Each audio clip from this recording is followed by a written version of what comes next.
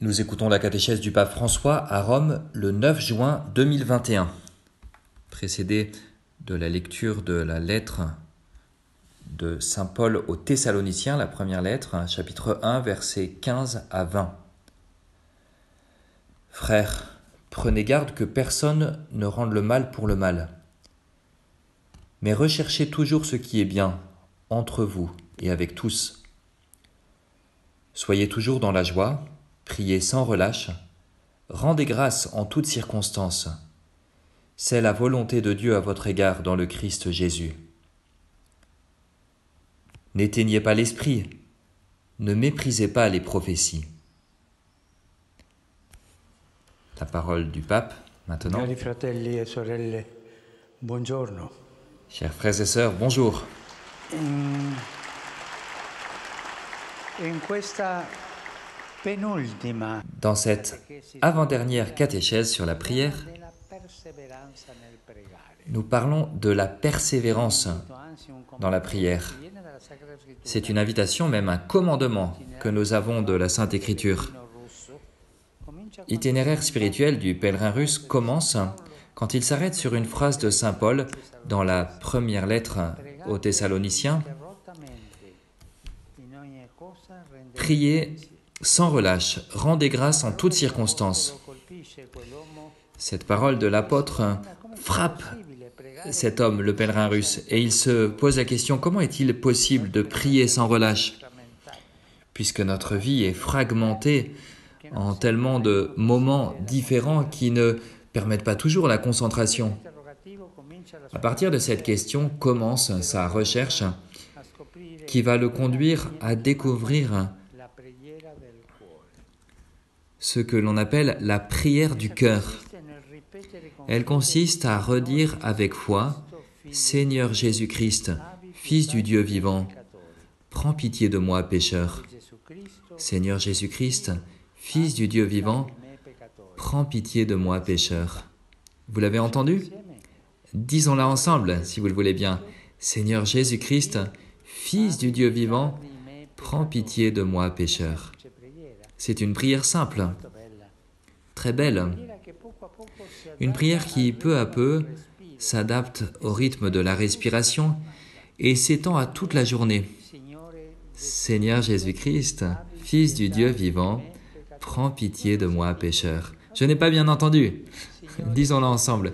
Seigneur Jésus-Christ, Fils du Dieu vivant, prends pitié de moi, pécheur. La redire, c'est important.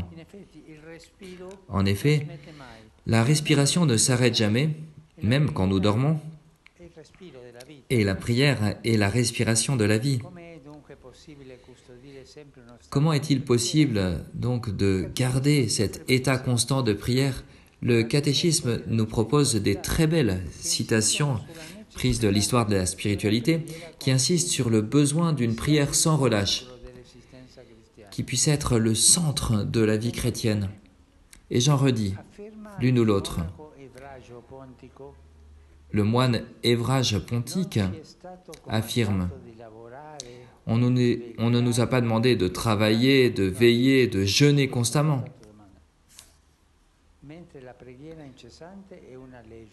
Par contre, la prière incessante est une loi pour nous. Le cœur est en prière.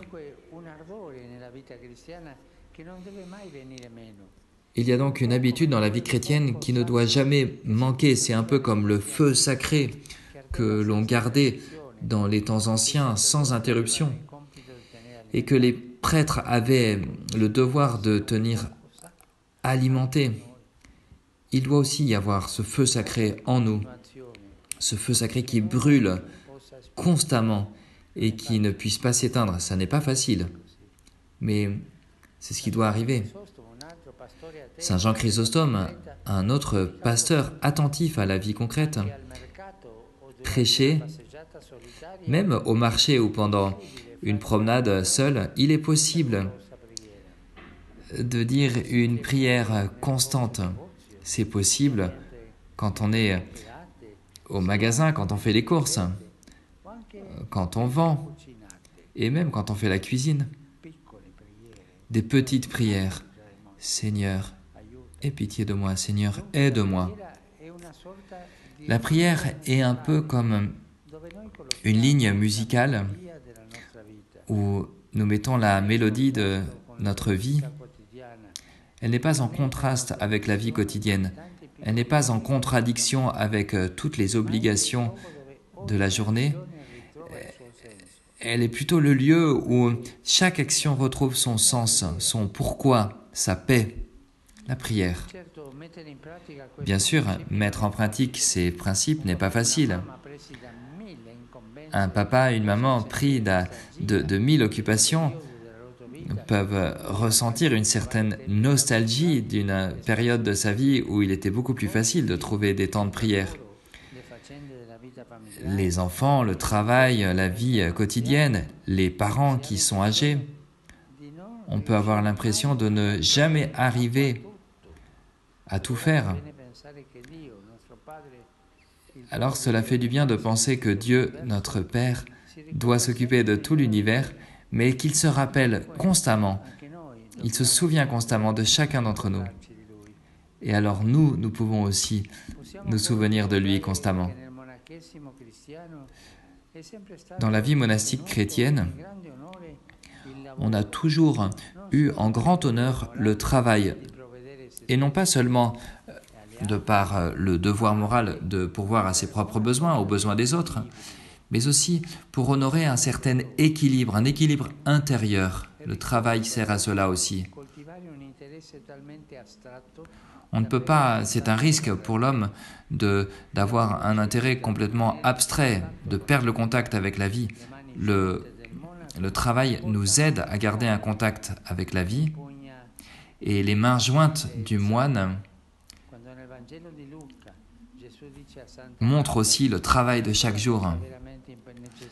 Quand dans l'Évangile, Jésus dit à Marthe que la seule chose nécessaire est d'écouter Dieu, il ne méprise pas les services qu'elle est en train d'accomplir avec un tel engagement. Dans l'être humain, tout est binaire. Notre corps est symétrique. Nous avons 2 bras, 2 yeux, 2 mains. Et le travail et la prière sont ainsi complémentaires. La prière, qui est la respiration de toute chose, reste comme le substrat de tout travail, même dans les moments où elle n'est pas explicitée. Il serait inhumain d'être tellement absorbé par le travail qu'on ne puisse plus trouver de temps pour la prière.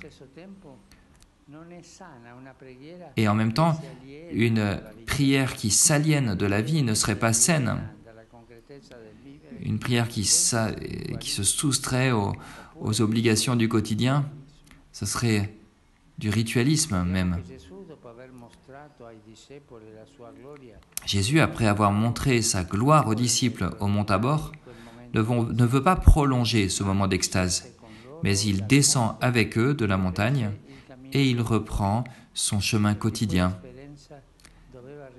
Car cette expérience devait rester dans les cœurs comme une lumière, une force de leur foi, une lumière, une force pour les jours qui allaient être prochains, les jours de la Passion.